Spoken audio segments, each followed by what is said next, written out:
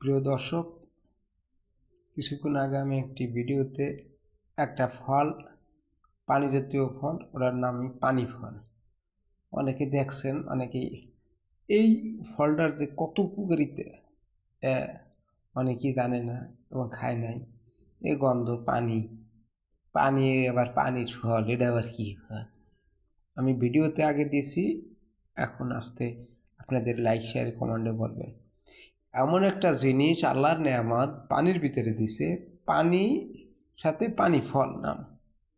এক ব্যক্তি যদি গরুর মাংস বা কোনো শক্ত জাতীয় খাবার খায়, তাকে এটা দিলে, খাওয়াই দিলে, একটা বা দুইটা ফল খাওয়াই দিলে তার এই খাদ্য অতি দ্রুত হজম হয়ে যাবে এবং গ্যাস থাকলে সে তার উপকারিতা পাবে। এটা খুব ভালো একটা ফল এবং এই পানিতে হয় বলতে পানি ফল, এটা খাওয়া যাবে না এমন কিছু নেই। এটা একটা ভালো জিনিস, খাইতে হবে। কোন জিনিসের ভিতরে আল্লাহ কোন নিয়ামতটা দিয়েছে এটা জানা নেই।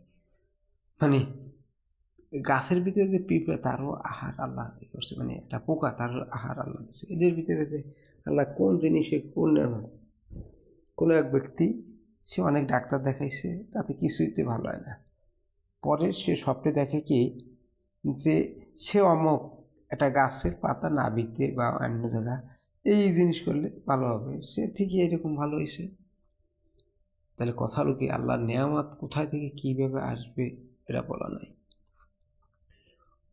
পৃথিবীতে যত নেয়ামত সৃষ্টি করা হয়েছে সব মানুষের জন্য,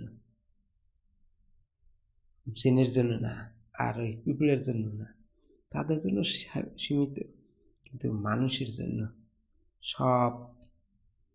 আশরাফুল মাখলুকাত মানুষ আছে, শ্রেষ্ঠ জীব, তার জন্য বানানো হয়েছে, অন্য কারোর জন্য না।